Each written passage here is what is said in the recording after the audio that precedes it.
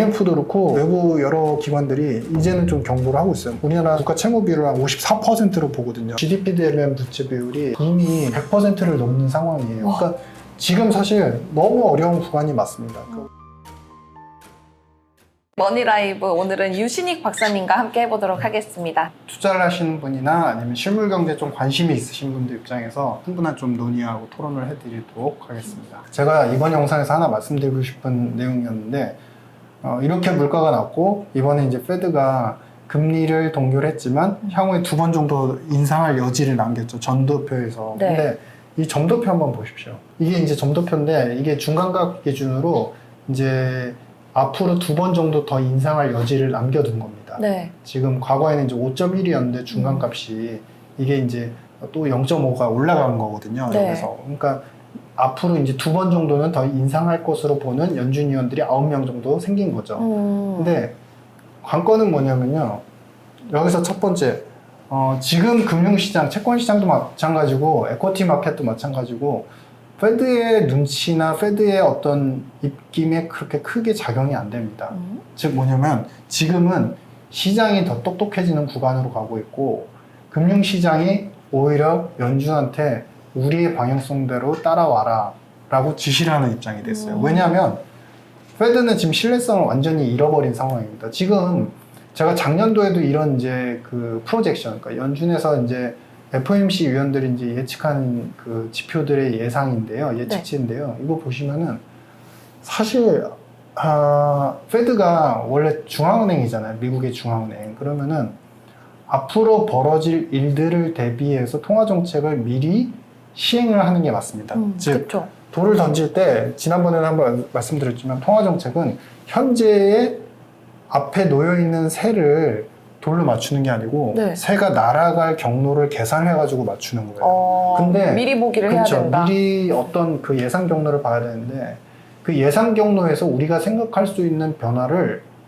우리가 생각할 수 있는 수준 이상의 변화를 전혀 감지하지 않고 있습니다. 보시면은 GDP가 과거에 3월 달에는 0.4% 정도 전망했는데 최근에 미국 경제 자체가 그렇게 크게 나쁘진 않죠. 지표가 약화가 되고 있지만 그러니까 1.0으로 올렸어요. 내년도 1.1이에요. 네.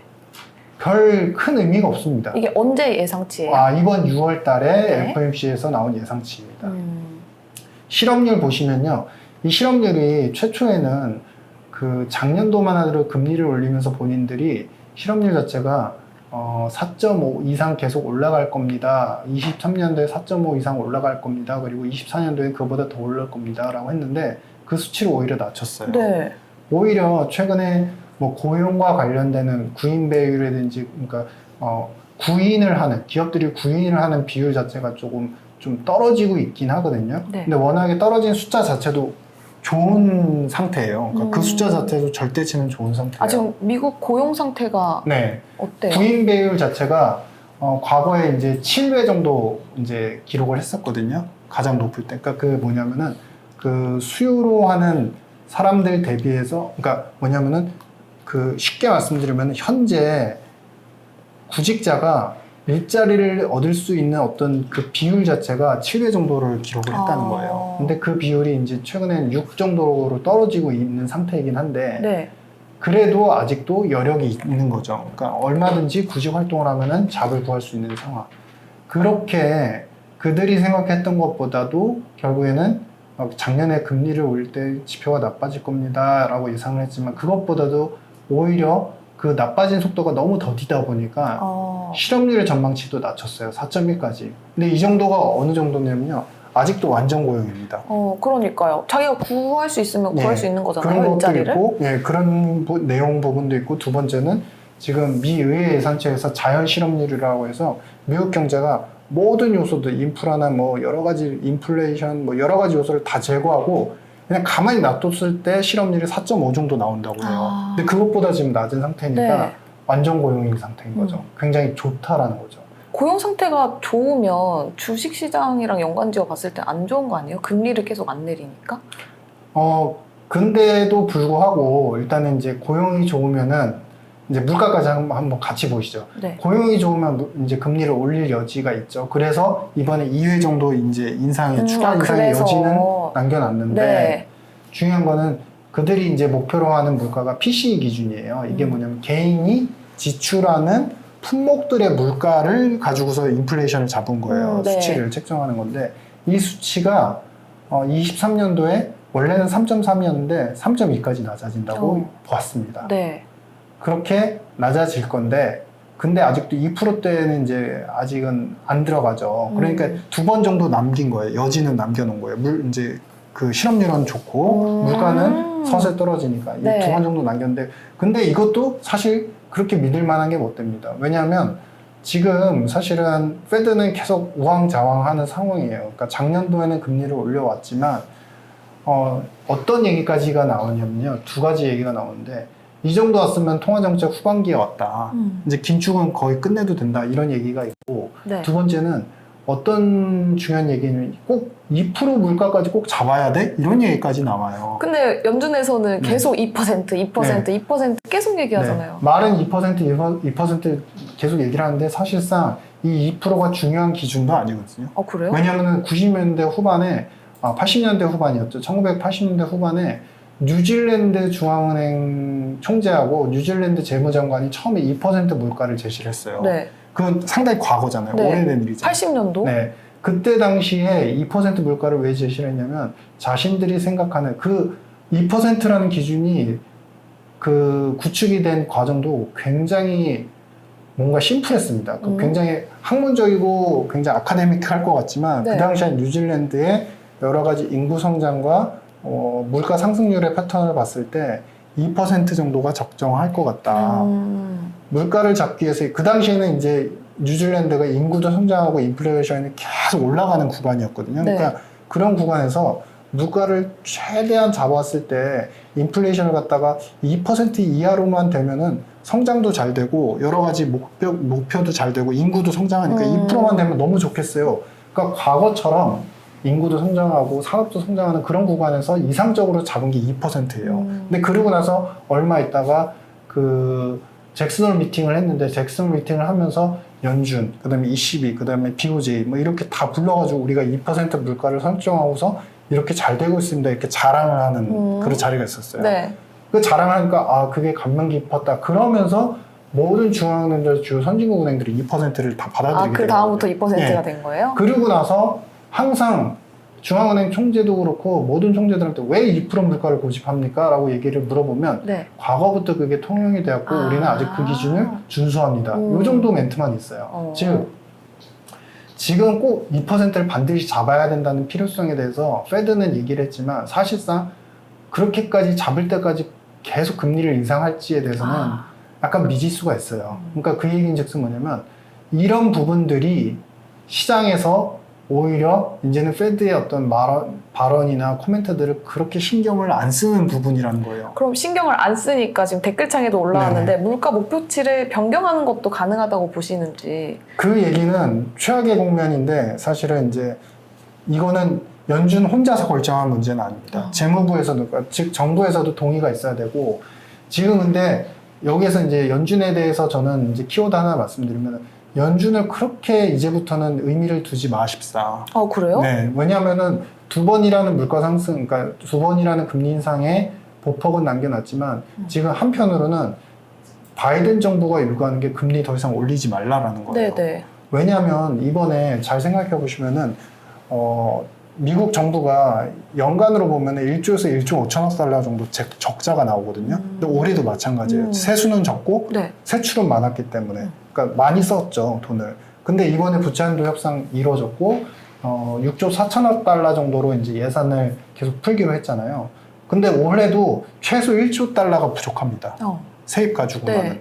그러니까 이번에 뭘 하느냐? 1조 달러 이상을 부채를 또 발행을 해야 됩니다. 그러니까 31조 달러 지금 거의 32조 달러인데 부채가 33조 달러까지 올라가게 돼 있어요. 네. 이미 이제 1조 달러 더 추가적으로 부채를 끌어오면. 그러니까 부채를 끌어와야 되는 입장인데 그러면 발행을 해야 되는데 금리가 올라가 있으면 사실 금리가 앞으로 더 오를 거라는 얘기는 한마디로 쉽게 말씀드리면은 채권 가격이 싸진다는 거죠. 네. 미국채가 싸진다는 그렇죠. 얘기죠. 그러면은 일본처럼 서로 이렇게 편먹기를 해가지고 굉장히 친해져 있는 외교적으로 정치적으로 굉장히 결합이 되어 있는 국가를 빼고 나면 다른 국가들의 수요가 그렇게 썩 좋지는 못할 거예요. 그러면 누가 사줘야 되죠? 페드가 사줘야 됩니다. 네. 페드가 또 국채를 사줘야 됩니다. 네. 근데 이게 말이 안 되죠. 왜냐면 작년도에 국채를 판다고 했는데 지금 아직까지도 제대로 못 팔고 있는 상황이니까. 그렇기 때문에 이러한 부분에 대해서 이제 미국 재무부 그리고 미국 정부는 금리 인상에 대해서 더 이상 하지 말라라는 요구들을 암묵적으로 계속하고 있고 얼마 전에 이제 우리 FOMC 위원으로 들어간 이제 그 굴스비 총재가 있는데 네. 굴스비 총재가 예전에 오바마 경제자문위원이었어요. 그분은 계속 지금 구간에서 금리 올리면 위험하다. 2% 물가는 장기적으로 봐야 되는 거고 지금 상황에서 꼭 금리를 올린다고 해서 2% 물가로 간다는 보장도 없다. 이런 발언을 하고 계세요. 네. 그만큼 정부는 계속적으로 돈을 풀고 싶은 상황이고 연준은 뱉어놓는 말이 많잖아요. 파월 의장이. 그러다 보니까 2%라고 얘기는 하는데 막상 하려다 보니까 여러 가지 정치적 상황, 미국 경제 상황을 놓고 봤을 때 녹록치 않은. 그러니까 한마디로 이번에 그 코멘트는 2번 인상 여지를 표면적으로 남겨놨지만 그냥 던진 겁니다. 쉽게 말씀드려서. 앞으로 파월 의장이 기자회견 때 그 얘기를 했어요. 상업은행 문제가 올 초반에 문제가 됐고 그런 것에 대해서 예의주시하고 있다. 페드도 예의주시하고 있다고 얘기를 했고 그와 연결해서 사업용 부동산도 문제가 될 수 있다는 경고를 하셨었는데 네. 어떻게 될 것 같나요? 라고 질문했어요. 뭐라고 답했을까요? 뭐라고 했어요? I don't know. I don't know? 모르겠대요. I don't know요? 이제는 그러니까 좀 모르겠다는 발언을 거고. 조심하는 건가요? 그게 모르겠다는 얘기가 작년도에 모르겠다는 얘기 똑같이 한번 나온 적이 있었거든요. 네. 뭐에 대해서냐면 물가에 대해서예요. 아. 작년도 물가 올라갈 때 어디까지 올라가고 이 내수에서 일어나는 코어 CPI 아까 말씀드렸죠. 상대적으로 높다는 코어 CPI가 어디까지 올라갈까요? 라는 질문에 대해서도 모르겠습니다 였어요.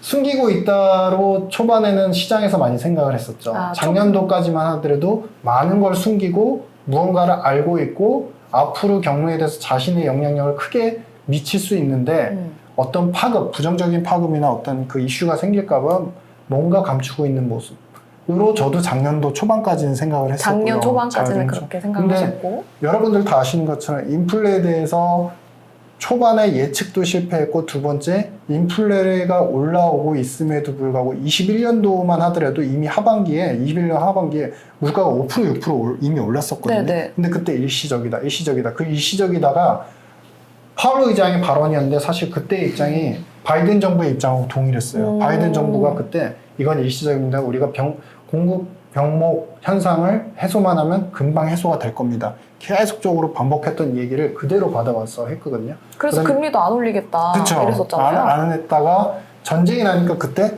전쟁 이슈 때문에 물가가 오르니까 그래서 금리를 올립니다. 이렇게 이야기를 하고 그때 경기 침체를 감내하고서라도 물가를 잡겠습니다. 네.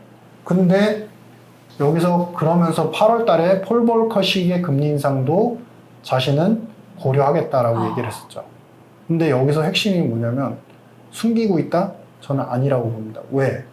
올 초에 3월에 SVB를 중심으로 중소형은행 사태가 일어났을 때 이미 지역 작은 상업은행들 중심으로 대출을 더 이상 못하거나 은행의 파산 리스크 때문에 신용의 경색이 올 수 있는 여지가 있었고 그게 대형은행 쪽까지는 그 큰 여파가 없었어요. 데미지가 없었어요. 네. 근데 그때 가만히 뒀으면 일부 지역 주들의 특히 남부나 서부 쪽에 그런 주들의 일부의 침체를 감내하고서라도 물가가 특히 안 잡혔던 서비스 물가가 잡힐 수 있는 기회였어요. 그거 가만히 내버려 뒀으면 네. 유동성이 지금 이 구간까지 그렇게까지 다시 늘어나지 않았고 그러면 어느 정도 내수의 서비스 물가는요 어느 정도 통제해서 되는 문제가 아니라 돈이 없어져야지 사라집니다. 돈이 없어져야지 사라지는 문제인데 그런 기회를 박차고 어떻게 하느냐. 페드가 요 지표 한번 보시겠습니다. 그림 한번 보시죠. 연준이 갖고 있는 유동성의 규모, 이제 북 자산 규모인데요. 이게 작년도에 고점을 찍었을 때가 8조 9천억 달러였다가 네. 작년 10월부터 원래는 매월 1,000억 달러씩 줄이기로 했어요. 그럼 단순 계산하면 지금 6월 달이잖아요. 네. 거의 8조 달러 부근에 이미 와 있어야 됩니다. 근데 그 중간에 어떤 일이 있었죠? BTFP 있었죠. 중소형은행들이 국채를 너무 많이 갖고 있으니까 SVB도 그것 때문에 이제 파산했잖아요. 금리가 급등을 하니까 이거를 팔 때 이제 손실이 나니까 그것 때문에 재무 구조가 악화된다. 이 시점에 BTFP를 실행하면서 국채를 담보로 또 돈을 다 빌려줍니다. 그러면서 유동성, 시중에 풀린 유동성이 또 늘어나죠. 그런 상태에서 이제서야 또 서서히 줄이고 있는 상태예요.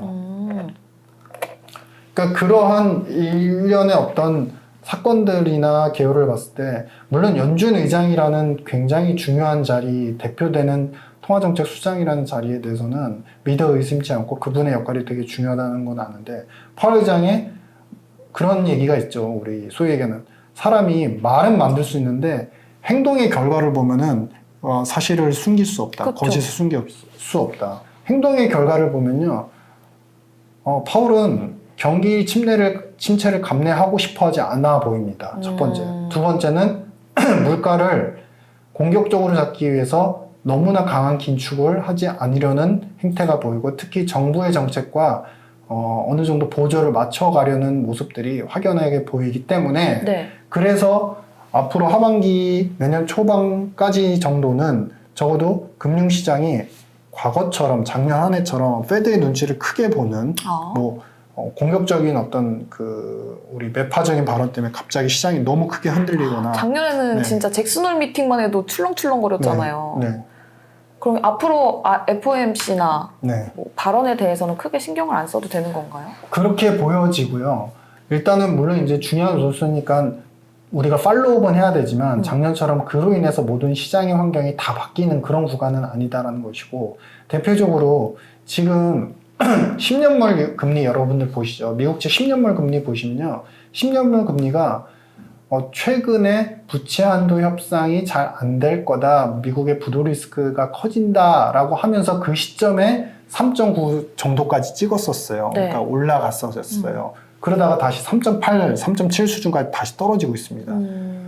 금리 인상을 2회 정도 더 남겨두었고 페드가 충분히 공격적으로 금리 인상을 할 수 있을 거라는 믿음이 있으면 채권의 금리가 이렇게 또 다시 떨어지지는 않았을 거예요. 거기서 아마 하방 경직화됐을 거예요. 그러니까 채권 시장조차도 무언가 이제 페드의 어떤 통화정책 방향성에 대해서는 어찌됐든 그렇게 두 번의 여지를 남겨놔도 끝났다. 거의 후반 사이클이 맞다라는 네. 확신을 갖고 있고 그러다 보니까 이제 에코티 마켓에서도 여러 가지 경고들이 나오곤 있지만 그럼에도 불구하고 일부 기업 중심으로 이제 성장세가 두드러지면서 일부 기업들의 포트폴리오가 올라가면서 전체 시장을 이제 좋아 보이게 만드는 그런 이제 구간으로 가고 있는 것 같습니다. 그럼 지금 한국에는 어떤 영향을 미치는 거예요? 우리나라는 계속해서 금리 동결을 했었고 네. 이번에 미국이 금리 동결을 하면서 우리나라는 미친 영향은 어떻게 될까요? 그냥 똑같이 우리나라는 이제 그 환에 대한 불안정성, 심리적인 불안정성이 되게 커진 거죠.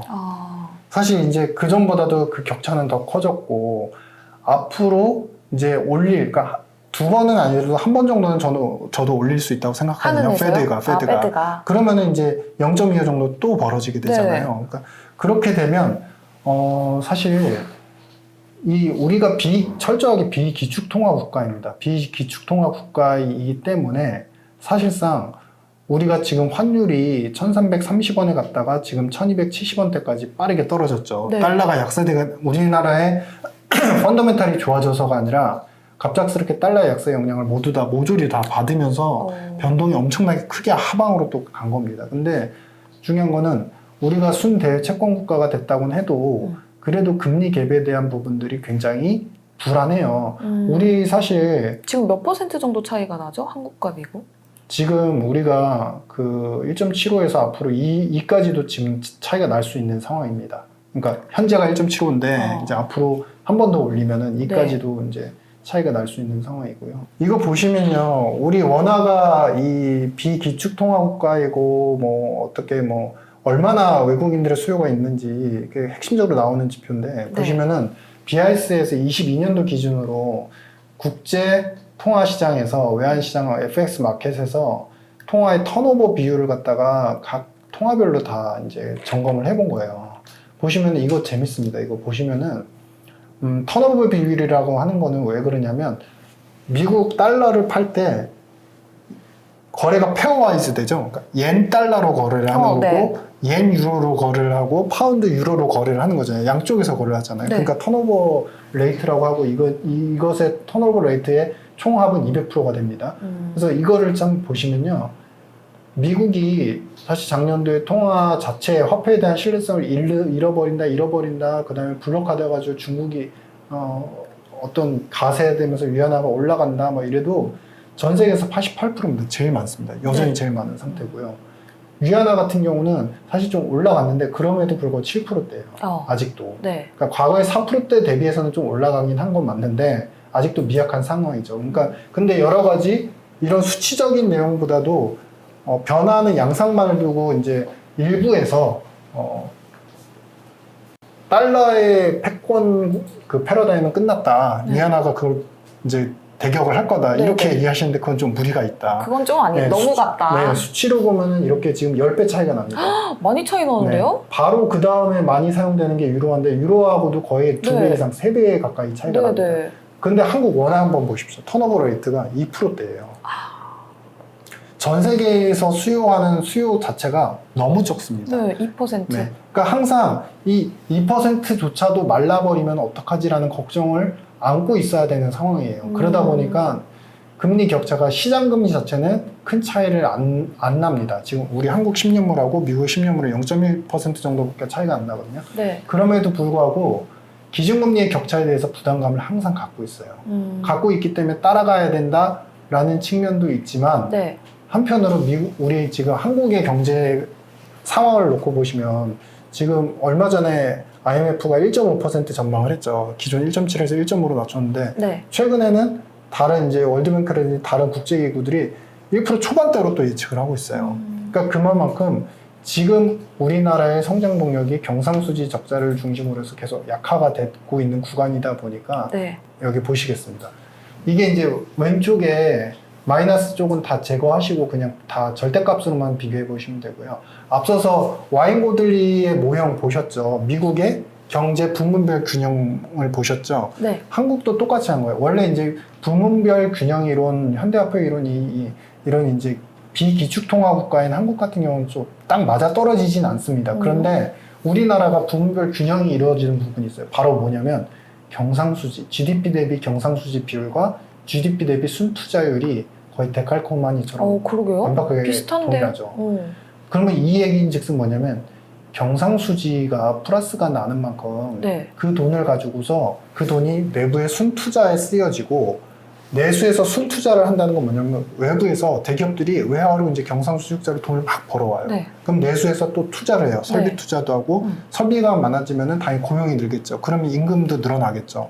그런 구조로 우리가 소비도 잘 되고 이렇게 돌아가는 구조인데 이 비율이 올해 되면요. 23년도 되면 이미 1분기에 적자가 났기 때문에 네. 그런 상태에서 여러 가지 이슈로 인해서 1% 혹은 0%대까지 붙을 것 같아요.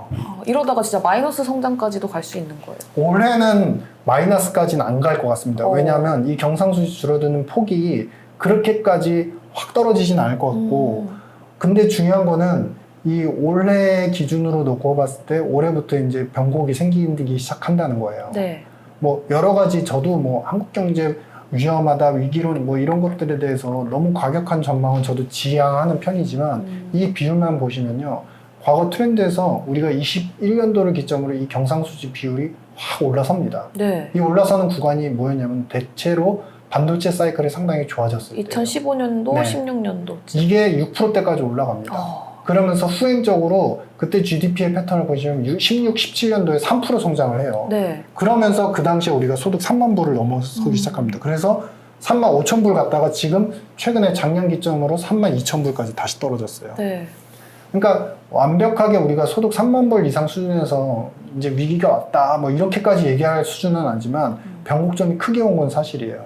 지금 이 구간에서 우리가 여러 가지 정책들이 시행이 되고 있고 뭐 수출하는 국가를 갖다가 중국 중심이 아니라 동남아시아부터 유럽으로 전체적으로 포트폴리오 다변한다라는 이야기들을 많이 하고 계시잖아요. 네. 근데 그러한 부분에서 최근에 좀 또 크리티컬 포인트가 또 생기고 있어요. 뭐냐면 쉽지 않은 거. 일본이 자꾸 치고 나옵니다. 일본의 엔화가 지금 140엔 달러예요. 그렇죠, 네. 근데 재밌는 거는 140엔 달러이고 그리고 이미 미국 대상으로 경상수지, 무역수지 이런 것들을 고려해 봤을 때 관찰 대상국에는 들어가야 되는데 미국 재무부가 일본은 관찰 대상국에서도 제외를 시켜버렸어요.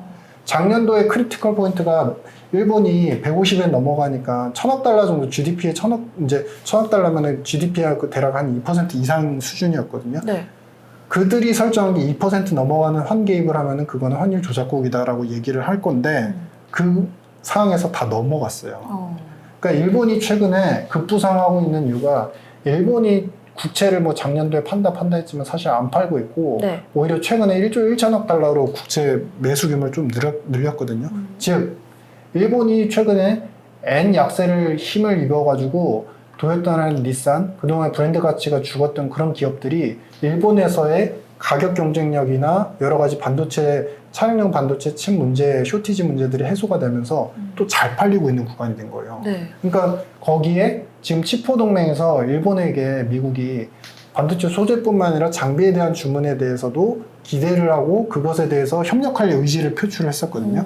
그러니까 장비까지도 일본에 어느 정도 의존적인 무역 구조를 만들어갈 수 있다라는 부분까지 생각해 보면 올해 그리고 내년도까지는 쉽지 않은 우리나라 경제 상황이 될 수밖에 없다. 근데 지금 시점에서 외국인 투자자들이 한국 시장으로 올 만큼 매력도가 없지 않나요? 한국 자체의 매력도는 사실은 크지 않아 보입니다. 왜냐하면 성장률이 떨어지고 있는 구간에서 금리를 앞서도 우리가 논의를 해봤지만 금리를 못 올리는 상황이잖아요. 네. 미국 따라 올려야 되는데 못 올리는 상황이잖아요. 그러니까 참고로 말씀드리면 여러 가지도 있지만 그 우리나라는 가계자산의 70% 이상이 부동산에 지금 다 집중이 돼 있습니다. 돈을 버는 쪽은 계속 법니다. 자산도 계속 늘어납니다. 1분위가 이제 하위 20%고 5분위가 상위 20%인데요. 네. 처분 가능 소득과 자산의 분포를 보시면은 상위 20%, 하위 20%의 갭이 거의 7배에서 8배 이상 차이가 납니다. 이렇게 갭이 많기 때문에 우리가 해줘야 되는 양극화 문제가 있고 두 번째는 뭐냐면 금리를 인상하면서 여러 가지 긴축적인 정책이 오면은 우리가 자산의 분포가 가계의 자산 분포가 70% 이상이 대부분 부동산에만 집중되어 있기 때문에 네. 그로 인해 취약성에 노출이 될 수 있죠. 근데 그런 부분에 대해서 가계의 구조조정까지도 감내해야 된다라고 발언을 하셨어요. 근데 막상 경기가 너무 빠르게 이제 악화가 되니까 사실 한은도 고민이 많아진 거예요. 왜냐하면 부동산 자체의 문제만 있으면은 괜찮을 텐데 중요한 거는 최근에 우리 그 자영업자분들이 네. 우리나라 전체 취업자에서 차지하는 비율이 거의 25%에 육박을 하거든요. 굉장히 많이 네. 계세요. 4분의 1이네요. 500만 정도 네. 계세요. 근데 이분들이 현재 폐업률도 안 그래도 늘어나는데 금리에 대한 그 민감도나 고통들을 이 자영업자분들이 굉장히 많이 받고 계시거든요. 그러니까 여러 가지 요소를 다 감안했을 때에도 금리를 정말 빠르게 올리거나 미국처럼 따라가긴 힘든 구조가 된 거예요. 사실 자영업자분들이 가장 힘들다고 하더라고요. 네, 맞습니다. 미국의 그 가계 자산 분포입니다. 보시면 에쿼티 쪽이 48%죠. 네. 디파짓, 그 예금은 23%예요. 그 다음에 MF, 그리고 유니스, 이거 지방채권이고 MMF 이런 것까지 다 합치면 거의 80%에 육박을 합니다. 그러니까 미국은 어쩔 수가 없는 구조예요. 그러니까 미국은 정부가 돈을 풀든 연준이 따라와서 돈을 풀어주든 간에 어느 정도 돈이 풀려 있어야 자본시장이 괜찮고 자본시장이 괜찮아야지 가계의 자산 구조가 무너지지 않고 네. 그러면서 소비가 늘어나는 구조예요. 근데 그걸 아까 와인보들리 모형으로 간단히 추락해보면 정부가 재정 적자를 지출해서 가계를 흑자를 만들어주는데 그 흑자가 바로 금융에서 나온다는 거예요. 이 금융 쪽을 계속 키워야 되는 구간, 이제 그래야지 성장을 하는 나라인 것이고 우리 한국 같은 경우는 반대로 부동산을 갖다가 계속 좀 좋게 만들어야지 뭔가가 유지되는 그렇죠. 그런 이제 구조인데 그러다 보니까 사실은 금리를 올리지도 못하고 그렇다고 내리자니 좀 부담감이 있는 상황인데 성장률은 떨어지고 있고 그러면은 한국 자체에 대한 펀더멘탈로 봤을 때 외국인들의 어떤 메리트, 투자 메리트는 사실 크지 않죠. 다만 전 세계적인 유동성이 미국 중심으로 아직도 줄어들 여지가 안 보이다 보니까 네. 그로 인해서 달러가 어느 정도 안정세를 100일, 102포인트에서 안정세를 보이고 있는 것 같고 작년에 고점이 115 정도였거든요. 네. 그런 상태에서 위험 투자를 계속적으로 리밸런싱하면서 계속적으로 투자를 하면서 돌아다니다 보니까 이제 한국 원화까지도 오면서 원화가 비정상적으로 또 빠르게 떨어지는 그런 구간이 돼버렸다. 이렇습니다. 알겠습니다. 그럼 앞으로 좀 한국 경제를 어떻게 바라보면 좋을까요? 계속 마이너스로 갈 것이다? 아니면 이대로 좀 지속적으로 갈 것이다? 우리나라의 경제를 상황을 보면 반전은 항상 있습니다. 우리나라가 이제 반도체 수출 국가이기 때문에 최근에 그런 기대감이 존재하는 건 사실이에요. 뭐냐면은 챗 GPT를 통해서 AI를 통해서 GPU 수요가 네. 늘어나니까 일부 엔비디아 같은 GPU 그리고 연계된 DDR5 관련된 수요가 늘어날 수 있다라는 부분들에 대해서 기대감이 있는 건 사실이에요. 그런데 아직까지 그게 원래는 구조상 이제 반도체 관련 산업 이제 분석자분들 말씀을 빌려보면 원래는 이렇게 그 엔비디아처럼 DDR5 관련된 수요가 늘어나게 되면 D램에 대한 수요도 결국에는 이제 우리가 AI라든지 이런 부분들도 여러 가지 이제 결국에는 저장하는 기억하는 D램이란 기본 수요가 들어가야지 이제 상품이 완성이 되는 거기 때문에 네. 그래서 삼성전자라든지 이제 하이닉스도 D램에 대한 수요가 다시 늘 수 있다라는 기대가 있는 건 사실이에요, 현재까지. 근데 중요한 거는 아직까지 그게 한국 진짜 반도체 산업으로까지 계속적으로 수출 수요가 늘어나거나 이런 지표는 아직 확인이 안 되고 있습니다. 네. 그래서 제가 이제 생각하는 부분은 뭐냐면 우리는 이러나 저러나 Q로 봤을 때 반도체 산업이 다시 살아나는 것이 확인이 되고 전 세계적인 어떤 사이클이 붐업이 돼야지 우리가 탈출구를 모색할 수 있는 것이고 만약에 그런 부분들이 하반기에 그냥 완만한 정도의 수요 회복에 그친다라고 하면은 앞으로 2년, 3년 정도의 구간은 우리가 경제의 패턴과 패러다임이 변하면서 성장률은 약화되는, 좀 다운그레이드 되는 구간으로 보시는 게 맞다. 왜냐하면 지금 최근 들어서 이제 수출 포트폴리오 국가 상대국에 대한 포트폴리오를 이제 다변화한다고 했지만 그게 1, 2년 만에 안착이 되는 게 아니거든요. 네. 여기에 일본의 N 약세를 통한 이제 수출 정책들까지도 드라이브를 걸고 일본과 미국 간의 어떤 그 서로 간의 이제 금융 부분을 중심으로 서로 협력하는 부분이 유관적으로 보이기 때문에 지표상으로 보이기 때문에 그런 부분에서 또 우리가 한국 입장에서 수출 기업들이 또 일본하고 경쟁해야 되는 그런 또 어려움까지 겹쳐져 있죠. 네. 그렇게 보면 이 한국 경제가 단순하게 2년 바닥을 다지면은 빠르게 올라간다? 그렇지 않다. 그럼 올 하반기에 반도체가 좀 탄력적으로 크게 올라가지 않는 이상은 한국 그렇죠. 경제가 맞습니다. 좋아질 것 같진 않다. 네, 맞습니다. 그렇게 해서 뭐 이제 전년비의 수치로만 보면은 올해 안 좋으면 당연히 올해 낮으면 당연히 내년도엔 좋아지잖아요. 그래서 IMF도 올해 1.5 보고 내년도에 2% 정도 전망을 했는데 사실 2%가 우리한테 좋은 전망치는 아니거든요. 우리나라가 기본적으로 잠재 성장률이 2%인데 네.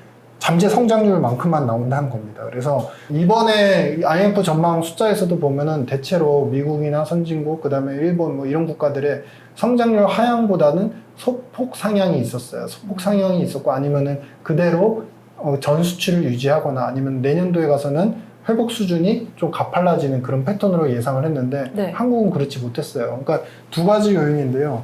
첫 번째는 이제 우리나라도 그 수출에 대한 드라이브를 어느 정도 기대를 할 수밖에, 외부적 효과를 기대할 그쵸. 수밖에 없는 게 있고, 두 번째는 뭐가 있냐면요.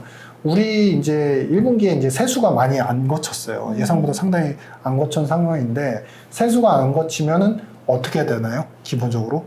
기축통화 국가들 같은 경우는 재정이 적자면 국채를 발행을 하죠. 네. 그래서 국가 부채 비율이 늘더라도 외부에서 돈을 차입해가지고 그 돈 가지고 또 예산에 돈을 쓰죠. 그러니까 정부가 나라 살리면 돈을 쓰는데 우리나라가 지금 그 유일하게 그 GDP 대비 부채 비율이 주요 비기축 통화들 10개국하고 비교해 봤을 때 이 GDP 대비 부채 비율이 떨어지지 않는 나라예요. 지금 대부분이 50% GDP 대비 50%를 작년도에 50% 초반대를 기록했다가 거기서 이제 그 데드 크로스 이렇게 하향되는 패턴인데 한국은 약간 또 올라가는 패턴이에요. 왜냐하면 이런 부분들이 작년 올해 그 세수 수입이 예상치보다 많이 안 좋고 네. 내수의 경제 살림살이가 안 좋다 보니까 그런 현상이 나타났는데 그래서 한 우리나라를 올해 IMF가 예상한 거로는 우리나라 이제 국가 채무 비율을 한 54%로 보거든요. 네. 근데 이러한 기준에 대해서 IMF도 그렇고 외부 여러 기관들이 이제는 좀 경고를 하고 있어요. 뭐냐면은 우리도 준칙에 맞게 부채 비율을 OECD의 준칙에 맞게 좀 낮춰라. 지금은 54% 정도 그렇죠. 보고 54%인데 이제 쉽게 말씀드리면 50%이거나 그 미만으로 낮춰야 된다라는 기준들을 이제 요구를 하고 있고 그러다 보니까 우리나라도 이제 그 준칙에 맞춰서 숫자를 갖다가 좀 줄여나간다. 그러니까 지금 사실 너무 어려운 구간이 맞습니다. 그러니까 외부적으로는 우리 뭐 여러 가지 뭐 외제차도 잘 팔리고 여전히 여행 수요도 많고 상품 소비도 많고 뭐 이런 것 같지만 사실상 확연하게 탄력성이 떨어지는 것 같아요. 그러니까 지금 매년도 갱신하던 두 자릿수로 이제 그 증가를 하던 명품 쪽 소비 있잖아요. 네. 명품 소비도 지금 한 자릿수로 줄어든 상태거든요. 줄어들었어요? 예, 전년비로. 그래서 그런 부분들이 예전처럼 돈이 많이 풀렸으니까 여전히 쓸 사람은 쓰고 안 쓰는 안 쓴다. 물론 그런 현상이 아직도 잔존합니다만 그럼에도 불구하고 그 탄력성이 쓰는 분들의 그 쓰는 속도가 서서히 더뎌지고 실제로 경제 전체적인 제조업 지표나 이런 그 내수와 외수를 봤을 때 외수는 쉽게 말씀드리면 반도체가 살아나기만을 기대해야 되는 거고 내수에서는 재정의 살림살이가 부채 비율을 너무나 과도하게 안고 있는 상황이니까 그것 때문에 또 새로운 적극적인 재정 정책을 기대하기 힘들고 그래서 양당 간에 좀 멈춰 있는 상태죠. 그러다 보니까 한은도 앞에서 우리가 말씀 나눈 것처럼 쉽게 페드 금리 인상에 따라가지 못하는 거예요. 지금 양쪽이 다 이렇게 멈춰져 외부적으로는 있는, 반도체가 그렇죠. 멈춰져 있고 맞습니다. 내부적으로는 부채 비율이 높기 때문에 맞습니다. 전 외부적으로는 그래도 2차전지가 계속 요즘 난리니까 네네. 2차전지가 커버를 쳐주지 않을까 싶었는데 네네. 반도체가 살아나야 된다. 그렇죠, 맞습니다. 알겠습니다. 그리고 댓글창에서도 아까 계속 올라왔는데 드러난 위기는 위기가 아니다라는 이야기가 있었어요. 가처분 속도 대비한 가계부채 비율이 미국하고 일본하고 대표적으로 비교를 해본 거예요. 그러니까 이거는 가처분 소득 대비니까 우리가 실제로 이제 소비할 수 있는 소득 대비해서 가계의 이제 소득을 기준으로 비교를 해보면 이게 보시면은 지금 일본도 늘어나는 구조이긴 하지만 플랫한 상태에서 늘어나고 있고 미국 같은 경우는 이미 2012, 13년도를 기점으로 해서 이제 아예 이제 안정화되는 추세입니다. 네. 이제 하향되는 추세고요. 근데 한국 같은 경우는 조정을 받지 않고 계속 늘어났어요. 그러니까 200% 정도의 부담률을 계속 갖고 가는 상태인데 네. 이게 줄을 여지가 안 보여요. 지금 앞서 말씀하신 것처럼 전세대출, 만약에 전세대출 포함하고요. 두 번째, 우리 자영업자분들 계시잖아요. 자영업자분들의 사업대출이 개인의 용도로도 쓰여지기도 하는데 네. 그 금액까지 포함하면 이 비율이 훨씬 높습니다. 아 지금 저 부채가 여기에서는 전세대출이라든지 전세대출은 사업대출은 사업대출은 안 들어갑니다. 왜냐하면 개인 신용금액이니까 개인 신용금액과 관련된 거니까. 근데 지금 이 두 번째 가시면요. 그래서 우리가 부채 비율만 놓고 보면요. GDP 대면 부채 비율이 이미 100%를 넘는 상황이에요. 와. 근데 우리나라는 지금 줄지 않고 있죠. 저게 얼마큼 심각한 거예요? 그러니까 이 숫자가 소위 말하면 아주 쉽게 말씀드리면요. 네. 우리나라에서 전 세계 인구가, 우리나라 전체 국민이 열심히 노동을 해가지고 1만큼 생산하면요. 네. 부채가 1만큼 있다는 거예요. 그러면 생산하는 만큼 부채가 있다는 번 거예요. 돈이 없는 거 아니에요? 그러면은 쉽게 말하면은 뭐냐면은 그 금리에 따라 다르긴 하지만 1만큼 벌어가지고요. 네. 부채가 1만큼 있잖아요. 네. 거기에서 나오는 차입 비용들을 갖다가 매년 계속 갚아나가는 거죠. 생산하는 만큼의 부채가 있기 때문에 그 부채에 상응하는 차입 비용을 계속 매년 갚아나가기 때문에 네. 그게 이제 거의 고정화 단계에 이르렀다는 겁니다. 그래서 지금 이 OECD 같은 경우 부채 비율이 떨어지고 있죠. 역으로 떨어지고 있죠. 출발점을 보시면 70% 2008년도 70% 부분에서 같이 출발했어요. 네. 우리는 계속 늘어나고 이게 있어요. 그러니까 우리가 부채라는 거는 어떤 성장의 매개체가 되기도 하죠. 그러니까 우리가 혁신적인 생산을 할 수 있거나 가게 입장에서 투자를 해가지고 돈을 많이 벌 수 있는 기회가 있으면 돈이 없으면 생산을 할 때, 그 다음에 투자할 때 돈이 없으면 당연히 부채를 빌리죠. 부채를 빌려가지고 레버리지화하고 그래가지고 더 많은 수익을 얻거나 기업들도 더 많은 생산을 거둘 수 있잖아요. 근데 이게 지금 이 부분 한번 보시죠. 서로 크로스가 나죠. 네. 이게 뭐냐면 파란색 선이 우리나라의 GDP 대비 경상수지 비율입니다. 이게 17년도, 15년도를 기점으로 이제 떨어지기 시작을 하고 있고, 네. 주황색 선을 보시면 한국의 가계부채 비율은 그를 기점으로 계속 늘어납니다. 경상수지 비율은 내려가고 있고 네. 가계부채 비율은 올라가고 있고. 한마디로 이걸 표현해 보면 우리나라의 내수에서 이제 외부에서 돈을 벌어들여서 내수에서 투자를 해서 고용과 소비가 늘어날 수 있는 돈의 규모와 비율은 계속 떨어지는데 실제로 한국의 국민들이 벌 수 있거나 체득할 수 있는 실제 이제 경제 활동을 통해서 벌어들일 수 있는 돈은 줄어들고 있는데 네네. 그 비율은 줄어드는데 그 국민들께서 부채는 더 많이 짊어지시고 계신다는 거예요.